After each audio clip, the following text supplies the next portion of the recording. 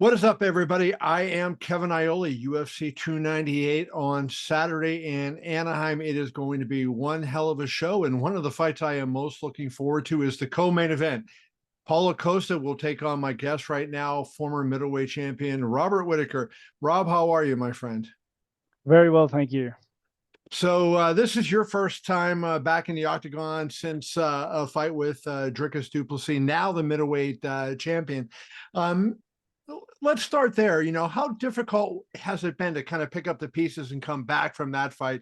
Because I know that wasn't a typical Rob Whittaker performance. Yeah, obviously, straight after the fight, I was disappointed, but I sat down with me and my coaching staff, and we looked at the things that we were happy with, not happy with, the obstacles we had encountered and had to work around, and we made adjustments. And honestly, and then I just threw myself back in the gym. I just threw myself back on the mats. And when they offered me Costa, I was jumping at the bit, and here we are. About to put in that work on Saturday.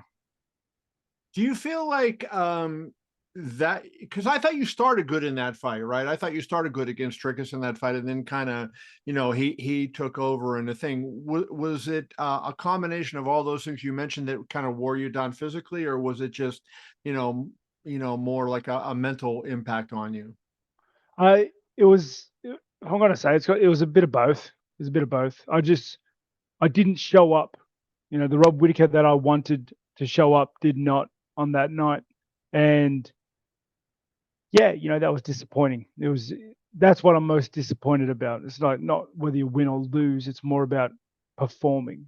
Mhm. And I didn't perform. So you now have the opportunity against a guy that, is really a crazy offensive fighter, right? I mean, he's a difficult guy, I would think, to prepare for, because you sort of never know what he's going to do. How do you break him down, and where do you see your advantage being over him? He's got big, powerful strikes, and he likes bullying his opponents. And I just don't think he does very well if he's the one getting bullied. And that's where I'm going to take this fight. I'm going to take the fight to him. I've been training for a war. I've been prepared to give him a war. So I look forward to the 15 minutes I'm given to try and you know switch him off. Luke Rockhold said it before his fight with Costa. I think Adesanya went and did it. That he's a guy. They think that Costa is a guy that can be broken mentally. Do you believe that? And do you feel like if you kind of pressure him, you can force him into mistakes from a mental standpoint that you can therefore take advantage of? I definitely think the range of weapons that I have at my disposal, and just the just the angles and the output that I'm going to put on him it's going to get to him. It's going to get to him. Given where you are in your career right now, I mean, how do you approach this last, I don't want to say last part of your career, because that implies you're close to being done. And I didn't mean to say that, but this stage of your career, the second half of your Mm. career, post championship career at this point, do you feel like you still can, regain what you once were and become the top middleweight in the world? Oh, definitely. I'm only 33, and I have all the skills and skill sets and experience behind me to do that. That's the overreaching objective. That's the goal for the remainder of my career, is to win the belt back and retire at the top of the food chain. Do you feel like the middleweight division has gotten better in the last couple of years?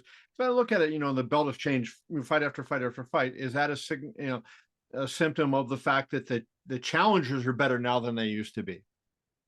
I think styles make fights. I definitely think the sport is evolving, and there are different angles that, like, guys are starting mixed martial arts younger. They're starting the craft younger. The sport does have its ebbs and flows with which style is popular, and then it gets exposed, and then there's weaknesses in it, and it gets found out, and then people stop doing it. And I think this happens in eras, and there's been many eras, that I've been fortunate to be a part of, and I've seen a lot of come and go. But yeah, it's an exciting time. It's an exciting time. There is no doubt.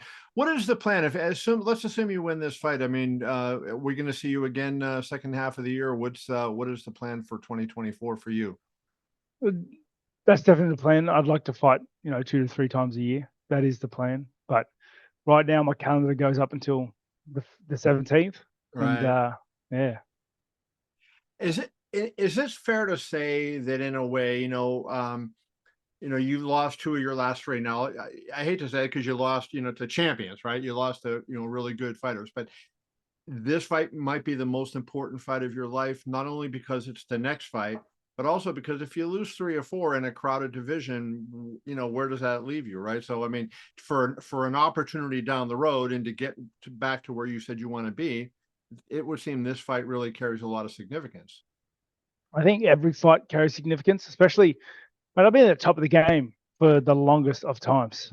Okay. And I'm always a step away. Like, winning fights opens doors, and that's the truth of it. Look at who we had as champion before Dricus. Look at who now champion is Dricus. It's a crazy world, dude. Yeah, it's rife with opportunity.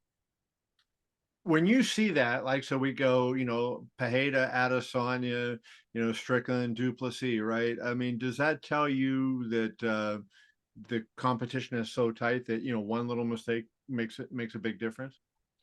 That's that's how it always is, mate. Fights are all about that little mistake, that little opportunity, that little hole. That's how that's how fights are won and lost.